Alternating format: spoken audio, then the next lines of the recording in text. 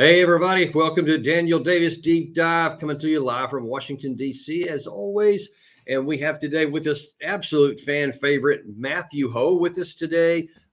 Matt is the director of the Eisenhower Media Group, a former Marine, former State Department official, and all-around great guy. Welcome back to the show, Matt. Thanks, Danny. Happy New Year to you. Same to you. And I hope this is a great one for you. I hope you had a great time with your family. I think I saw some pictures on social media that you had posted that looked like you had a pretty good time with some of them. Yeah. I was fortunate. My family all lives in the area, and I hope everyone who's listening and watching had a good set of holidays, and Happy New Year to you all as well. Well, thank you for us too. And I'll tell you what, the stuff we get to talk about today is there's just some tough things going on in this Israel-Hamas war. And there's some hard issues, Matt, that need to be talked about. And it's an uncomfortable topic for many in the United States. And a lot of the major media, they're starting to cover this a little bit more, but they kind of dance around some of the really crucial issues. And we're going to dive into that today. And as the title of this episode is, if both Israelis and Palestinians don't both have peace, no one is going to have peace. And it appears that Israel is trying to disprove my operational theory that you cannot kill your way to peace, because they're pursuing things right now that, in my view, are going to be antithetical to that outcome, and it's going to deprive both the Palestinians and themselves from peace. To specifically get into why I make these comments, let me show you just a couple of clips of some things that have been happening in recent days and even weeks that all put together to kind of paint a troubling picture here. First of all, we have the Minister of Finance. This is just from yesterday, is kind of making a stirring news in Israel. Israeli Minister of Finance, meanwhile, Bezalel Smotrich, says Israelis will live in Gaza. He told Israel's Army Radio, "We must encourage the residents of Gaza to emigrate as they live in hardship and poverty." The Israelis want to return to Gaza because it's a beautiful place and they will turn the desert into a prosperous place. Sarah Khairat joins us now from Tel Aviv. Statements like that will only go to confirm and alarm people across the region, right? Yeah, absolutely. I mean, this finance minister is also in charge of the expansion of illegal settlements in occupied West Bank. That was part of the coalition deal when the far-right government was formed about a year ago. This is someone who also comes from a settler background, so he's very much in favor of moving Palestinians out of Gaza and bringing in the Israeli settlers. Now, this guy's been in the news even before this, and I was a little surprised they didn't even mention it. But he said here just a few days back, a few days before that video was made, that he does not want 2 million people in the Gaza Strip. But as you see, there may be 1 to 200,000, just some token people in there that they can completely control, presumably. Where these other 2 million would go, he seems unconcerned. But here's the issue, Matt. I mean, you're talking about not just somebody, not just some opinion leader, but someone who's actually in the government, one of the ministers in the government. And anything he says, you can't imagine, especially since he said that one time, and then now it was reported by Al Jazeera a second time. So it doesn't appear that anyone's trying to muzzle him or silence him within the government, certainly not Netanyahu. And that implies that that's a broad way of thinking throughout the government. What do you think of that? Well, he represents, Bezalel Smotrich represents a growing constituency in Israel, not just among the reactionary religious element, the ultra nationalists, the settler class, those who believe in those who aren't just Zionists, but who, excuse me, believe in physically, growing and expanding greater Israel, but also to a constituency of what you would call, I guess, normal Israelis who were not, who would not be described as reactionary religious zealots.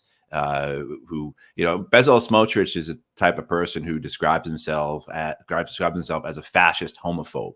These are things he's said about himself. Self-described. But that falls in line with what his beliefs actually are. and he extremely conservative, again, reactionary religious zealot. And many people became aware of him in the last year, because about this time last year was when Benjamin Netanyahu had to form his government, and he brought in these other parties, these far-right, ultra-nationalist, reactionary religious parties, and one of them included Bezalel Smotrich and his group. Another prominent one is Itamar Ben-Gvir, who similar says things. I don't know if you have a clip lined up from him, but I'm sure you do. But you know, these comments by Smotrich and others like him are not new. Smotrich for years has said this type of thing about the Palestinians, about Gaza. You know, about maybe 5-6 years ago, he was quoted as saying, you know, the plan for Gaza needs to be, we, you know, paraphrase it, we need to go in. We need to give the Gazans 3 options: either you know, bend the knee, kiss the ring, you know, speak, you know, accept our authority, migrate, or be killed. I mean, so his views on this are well established. The danger, though, this is when we talk about, you know, where is this leading for Israel? You know, we could talk all day about the military aspects of it and what's happening in Gaza right now, and how many bombs have been dropped, how many people have been dropped. But the larger, longer term strategic implications of all this extend to, you know, the Israeli public and to the body politic of Israel as well. And so as you see people like Smotrich and parties like his and reactionary religious movements that he represents grow in strength and power, what does that mean for Israel in the long term? And then, and you know, I've seen some recent polling of late that show that, you know, especially when the casualty counts on the Palestinian people continue to just, you know, expand and explode, that there was some polling that was done just in the Israeli population, and they asked them, do you think we're using too much violence? And 80% said no. That was really alarming to me, that even despite all of this, general population are like, yeah, no, that seems about right, which, you know, that's an alarming number, I think. Right. And what we saw, if people remember, in this last year, we saw about 1 million Israelis taking to the streets protesting their government, because, you know, not just was it corrupt, not just should the prime ministers be in jail because of corruption and theft, right, but also too because of some of the quote reforms unquote that this far right a conglomeration of parties was trying to put forward to change how Israeli government exists, how it functions, what it looks like. You know, so in particular, these judicial reforms, which would basically neuter the Israeli Supreme Court. And you know, I mean, so that was just months ago that was happening. Yeah, and just whatever, yesterday or day before yesterday, the Israeli Supreme Court tried to assert itself and struck down that law. And as we had on a clip on yesterday, where one of the ministers was asked, I believe it was on Fox News. No, it wasn't Fox News. It was on a different newscast.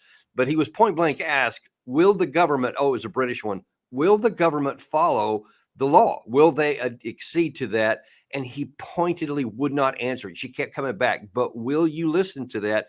Will you abide by this law? And he says, well, that's not on the table to discuss right now. We need to focus on the war and all that kind of stuff.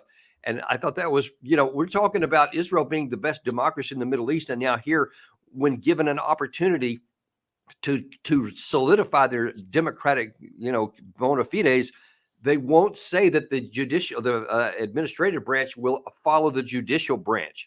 And they may not even do that. And that remains to be seen what happens later. But again, that's just real trouble. So you see that there's trouble brewing both within and around the Israeli state.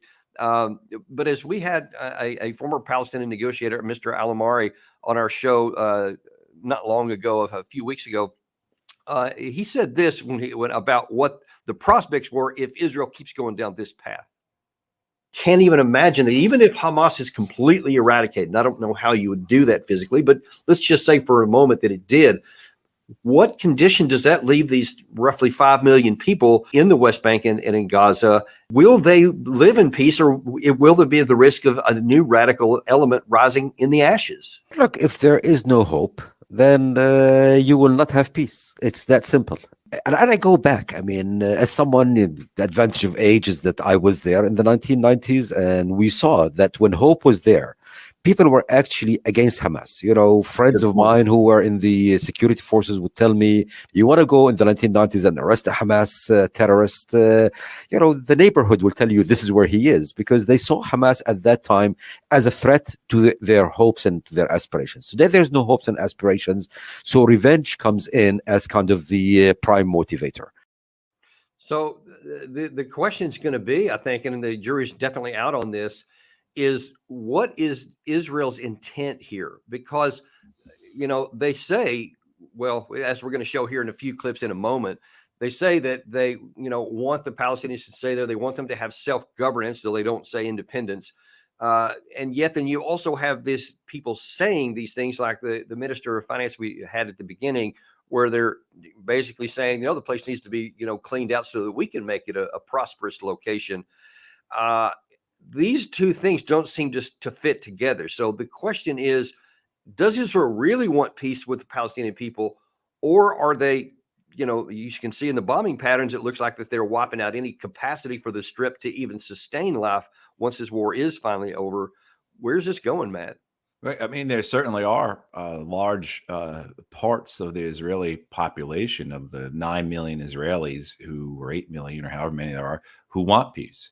You know, unfortunately, the government and much of the structure of society, whether it be in the media, the military, security services, those who control aspects of the economy, view the fulfillment of the Zionist ambition of a greater Israel, to include Gaza, to include the West Bank, which they call Judea and Samaria, as well as to push into parts of Lebanon, whether it's to fulfill some idea of a greater Israel, or because they've got these notions that somehow will create a buffer zone around us. And so I think that's where it's heading. They believe that they have the backing, the support of the United States. There's just a New York Times article talking about how Joe Biden has been involved in nothing to the level that he has been involved in terms of this war, in terms of his own personal investment, his own amount he has put into anything. Nothing has come close to what the President of the United States has been personally involved with. So the Israelis see that. And I think they feel that this is their opportunity to have the success that they've always wanted, to be able to carry out an ethnic cleansing without conditions, without limitations, with the full backing of the United States.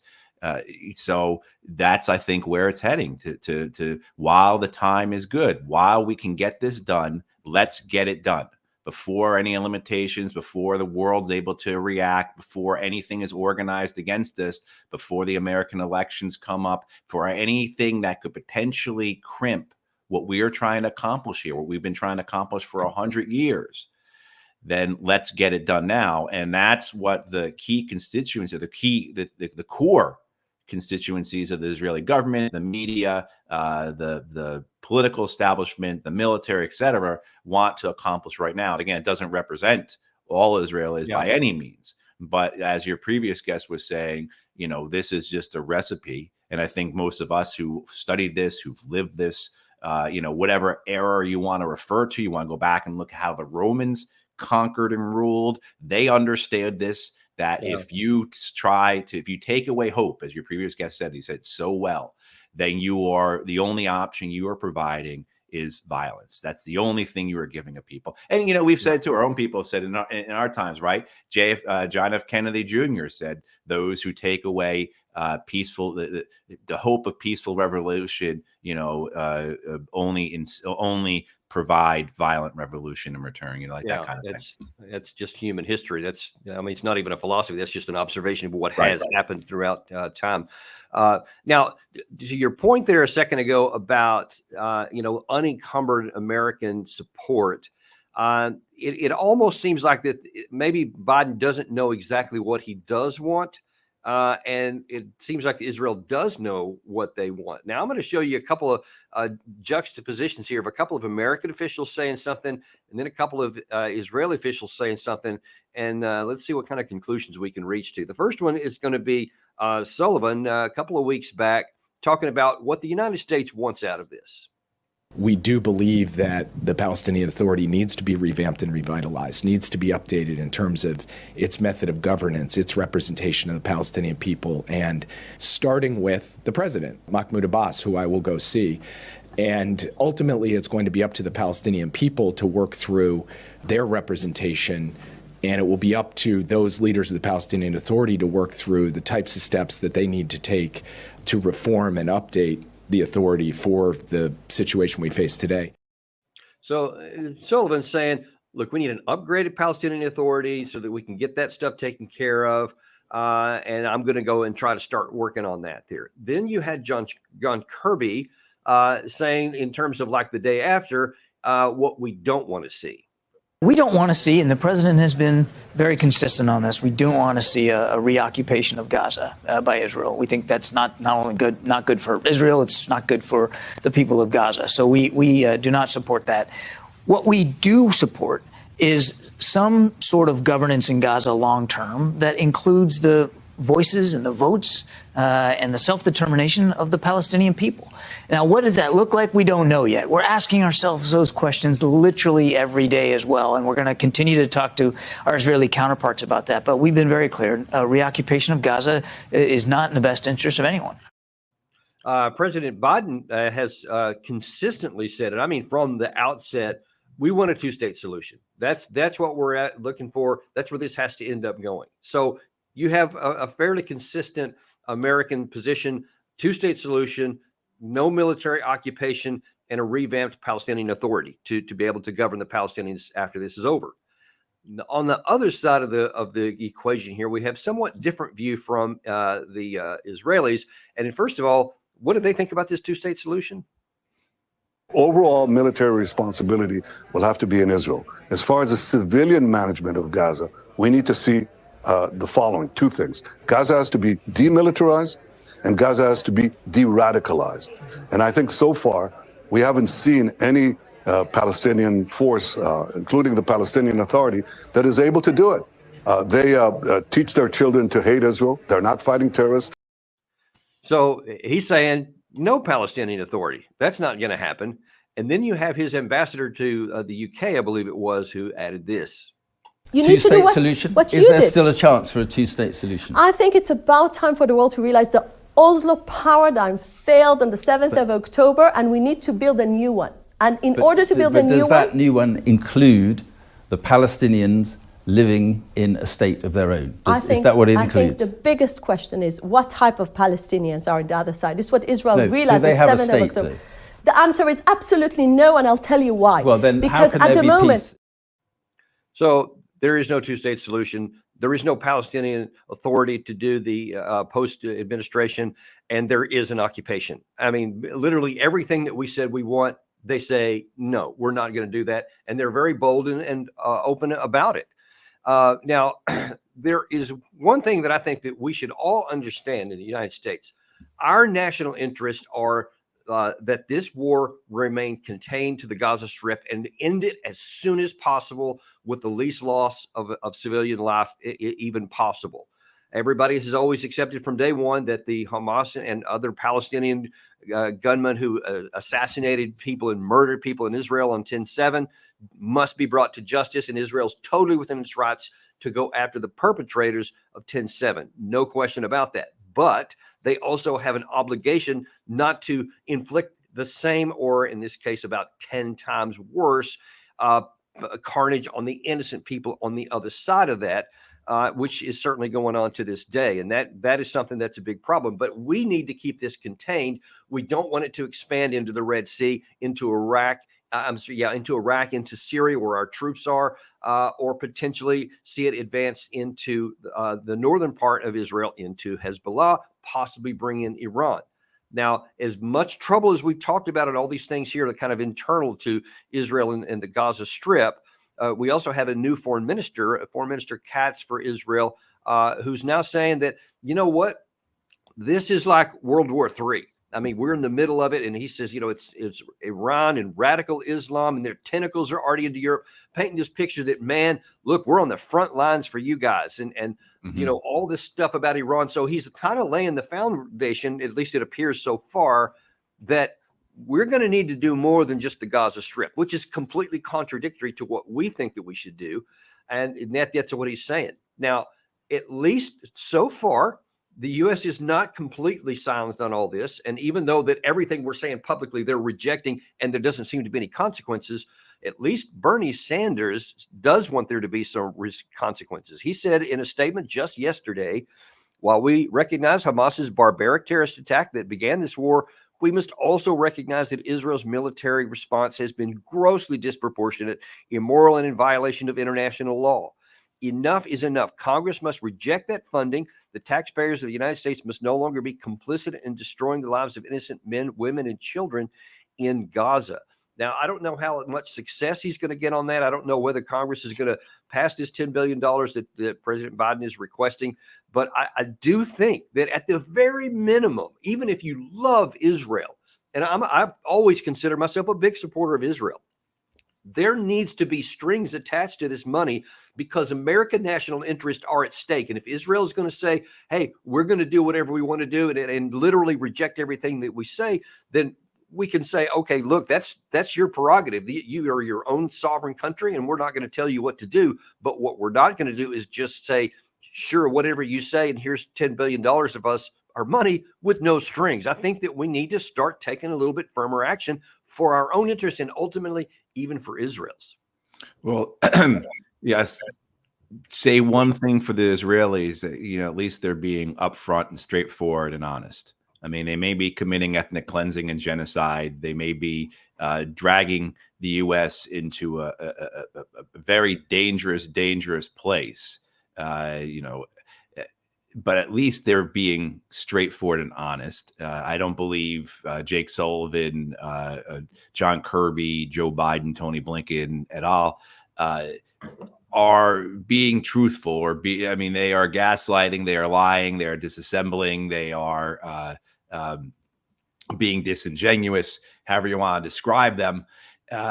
Excuse me. You know, the notion, you know, in those clips you showed of Sullivan, Kirby, you know, the way they talk about this, and the way even Kirby, when he's talking about Palestinian self-determination, he says it in a way that he says that, you know, we want to have a future that includes self-determination, so that it's not even that self-determination is its own thing. It's part of a package that we approve for the Palestinians. So there still is this recognition that you could see through the American statements that there will be Israeli control, that there will not be self-determination for the Palestinians in any way that we would recognize as true self-determination. And this gets back to that point. As long as there's no hope, as long as there is occupation, as long as there's subjugation, there will be resistance. But I think many people see their value in that, right? So you get back to the Israeli government and you see the value that they see in how precarious their position was a few months ago compared to now, where they have a united public behind them. Now, the level of support for Netanyahu is almost non-existent. But even still, yeah. Right. But because of this crisis, because of this emergency, he's not going to be removed from power. And so that's when you get into this concern that will they then expand? We've talked about this before. Expand the war. The Israeli government, this government, expand the war into Lebanon, expand the war into Syria, into Iran, etc., in order to maintain the crisis, in order to maintain the emergency, to keep their positions, to keep their power. Certainly, you know, that's something that has occurred in the past throughout history, right? Well, yeah, and Matt, you just before we came on the air, you alerted me to something I hadn't seen yet, and we're going to go check into it a minute ago. But there are some additional developments external to even the Gaza Strip area, to where, as everybody knows, yesterday there was a big assassination of a Hamas leader in Beirut that has created lots of stir and anger, certainly in the Lebanese people and their government, and among Hezbollah, and has put Hassan Nasrallah, the leader of Hezbollah, in a tough position to where now he has to make good on his threat to retaliate if Israel ever did assassinate anybody. Israel knew that was a threat of his, and now they're going to see if he's going to make good on it. Then we also had, previous to that, we had Israel assassinating some Iranian leaders in Syria about a week or so before that. And then we're breaking now. And then there is, at this point, we don't have any of the details other than that more than 100 people have been killed in a Tehran meeting in a commemoration for the assassination of Soleimani about 4 years ago. There's general. That's only going to just stir the beehive up even more. And all of this seems like it's moving towards more instability and the more probability of this war expanding than anything to contain it. Right. And you see these comments like you posted about whether it's the idea that we're already in World War III and that we are on the front lines here. We are the ones who are defending the West. Very similar comments to what we've seen come out of Ukraine, especially in this last year, as support for that has started to fail and to flag. This idea that you have to continue to support us. You have to be with us because, they're coming after you next. They've expressly said that both of those two wars, they've expressly said, dang, you got to support us because otherwise you're next, which is nonsense. It's complete nonsense. But it shows how much they want these wars. The people who are, and there are folks in Iran, there are hardliners in Iran who want this war as well. And oftentimes I wonder if the hardliners in the West, whether they be in Israel and the US and the UK, get together with the hardliners in Russia or in Iran or wherever and say, hey, we're going to do this. And then you guys do that. And then we'll both have people rallying behind us and we'll get what we want. Because it boggles. I was thinking about our General Petraeus the other day and the idea that the great stupidity of so many of his actions and so many of the things he said. It's not that Petraeus is a stupid man by any means, but he does stupid things because of his ego, right? So how can you have someone who could say things for decades now, talking about how if you kill civilians, you're only going to add to insurgent movements, how there's no way of killing yourself out of these problems. How does this end? What's the political solution? Because there's no military.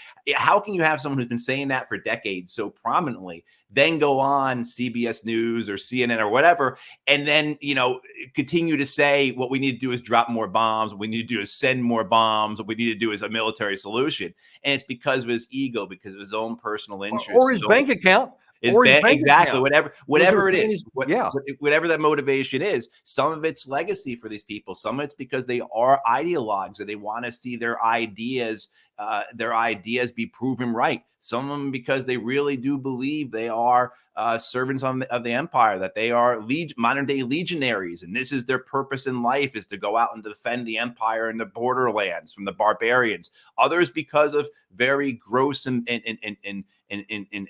basic things like their bank account.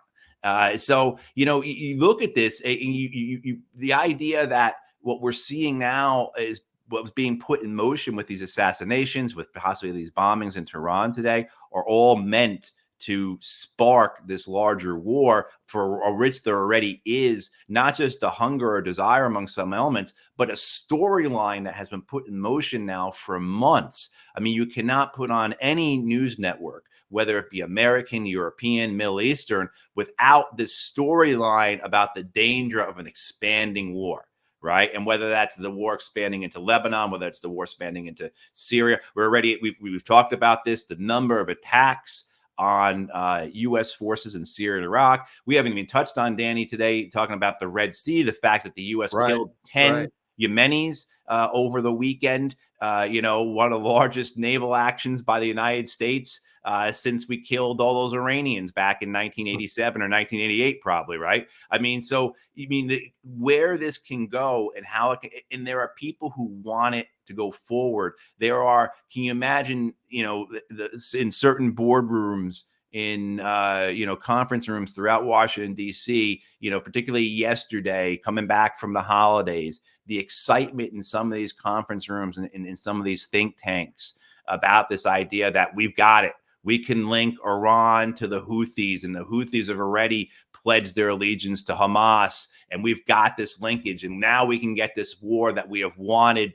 for our entire lives. Because that sounds like 2003 all over again. The yellow page from Nigeria. There's actually 9/11. There was some connections, Al Qaeda, all this stuff. And it was not. And a lot of it's the same people. A lot of it is the exact same people who are involved in this, and or if they're not the same people, they were proteges of Don Rumsfeld, right, or of Paul Wolfowitz or whoever. But and then you see and I think it's really instructive for people to go back and look at that, how we got into the Iraq War, how that all occurred, and all the various parts, all the various components that went into it, the alliances that were made between the ideologues, between those who had, who were on the boards of directors for Lockheed and for Halliburton and whatnot, all the different desires, the benefits of the war that were melded together by, to create an alliance to carry forth, not just the Iraq War, but the entire global war on terror, and how once that inertia was running, it was incredibly hard to do anything about it. It just kept growing and growing. That's such a great point. And one of the things that I'm concerned about right now is the inertia that you just mentioned there, because things are starting to take on a life of their own already. And when you see the United States, we want to walk around with a big stick and we say we want to deter all these Iran-backed units, and we have these little pinprick strikes which do nothing.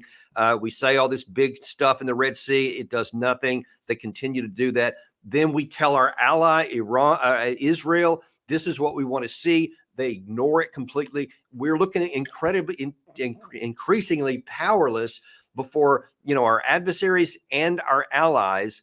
And so it emboldens all of them to continue to pursue their own interest in ways that could potentially be quite antithetical to our own. And that is my biggest worry, is that if we don't put the brakes on this really quick, and I think Bernie Sanders has a good plan, that, look, we need to start with, cutting off that purse and putting some big strings, ropes even, on any funding that we give, because it's not just your interest. I'm just telling you, you can be the biggest pro-Israeli person in America today, and you should want what we're talking about right now, because it's true that, like we talked about, if both Palestinians and Israelis don't have peace, no one's going to have peace. But there's even bigger issue than that, Matt.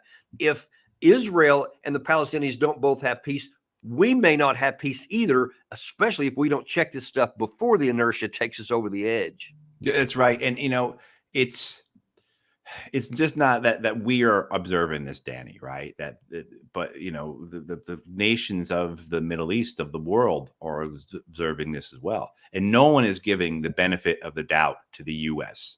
This idea that somehow we want peace in Gaza, we want civilians to be protected, we don't want Israel to conduct a genocide, as we land 3 or 4 planes a day, 3 or 4 C-17s a day in Israel, full of JDAMs and Hellfires and 155 rounds, right? I mean, no one is believing us. And the danger then is that even if we get our magic wand out and we stop this right now, what has been put in motion, not just the context, the background of everything prior to October 7th, but what has occurred now. And so you look at it in the sense of that, where does this go? And even if it doesn't break out into all-out war, I don't see how anyone in the region doesn't prepare for all-out war. And particularly my concern, I think we may have talked about this before, is that do we start seeing the Turks want to acquire a nuclear weapon? We see that Egyptians want to acquire, because right now with Israel's nuclear supremacy, no one is going to launch a conventional war against Israel, right? They just won't. That's the purpose of Israel's nuclear deterrence, and it works. But what if the Turks or the Egyptians or the Saudis get a nuclear weapon? The Pakistanis have already said in the past they'll give them to them. I mean, so where could we be in 5 years' time, right? If you have a nuclear armed Erdogan or a nuclear armed Sisi or nuclear armed MBS, and this thing is going, and now this is happening in the West Bank. Because the other thing too is Israelis, right? I mean, hey, we were successful in Gaza. Let's do the West Bank now. I mean, so what has been put in motion here, and our leadership is a leadership that is, of course, cowardly and greedy, but they're also entirely political. So all they want to do is view it in what's best for our headlines today. What's going to look best in the Washington Post, New York Times tomorrow, right? Exactly. And I don't think they're thinking about this type of, my God, what has been put in motion? How do we stop it? And how do we prevent? And perversely, this is the last thing they need if they want to get elected, and they should probably think about doing that. But yeah, I'm not holding out my hope for that magic wand and that magical thinking. Matt, we'll leave it there for now because this is going to continue on for a long time, and you know, and we're going to keep doing stuff like this, Matt. We're going to keep holding our leaders' feet to the fire. We're going to call things out for what they are. We're going to penetrate through the popular thinking that many seem to want to have, because there's so many people, Matt, that want to say, oh yeah, pro-Israel, all this stuff, and then blind themselves to all these other factors, not realizing that to blind yourself could potentially set yourself up to have your knees cut out from under you, both for us and Israel. And that's why I think it's so important that we have people on like you to talk about this and be honest about it and look at the whole situation, not just one popular side, but the whole conversation, so that we can possibly at least show a path that there is a way to prevent war and to bring peace for everybody involved. Right. Absolutely. And peace is such a dirty word. It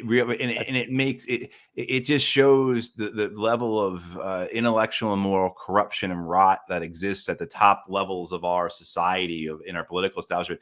I mean, the only way you have prosperity for all is with peace. Right. The only way you have stability is with peace. People benefit. There are those who benefit from the absence of peace, and those are the people who are in power. And it's increasingly, we're seeing it not just say in Tel Aviv or in London or in DC, but you also look at, is the same thing in Turkey, in Egypt, in Saudi Arabia. How you tell me these leaders are not benefiting themselves in the same way that Netanyahu is benefiting from their people? Okay, our dictator may be awful, but he's our dictator at least, right? Better than their dictator, but exactly. Anyway, thanks for coming on, Matt. We'll definitely have you back on again to continue this conversation, because it doesn't appear to be going anywhere anytime soon. And we also ask you guys to join us at noon today, Eastern time, where we're going to have Ambassador Chaz Freeman, who's going to pick up on a different aspect of this and answer the question: Is it either a two-state solution or perpetual war? It seems that it's going to be one of the two, and we're going to have his expert advice on that, and you won't want to miss that, folks. We remain unintimidated and uncompromised to bring you the truth, no matter what it is. And we will see you this afternoon on Daniel Davis Deep Dive.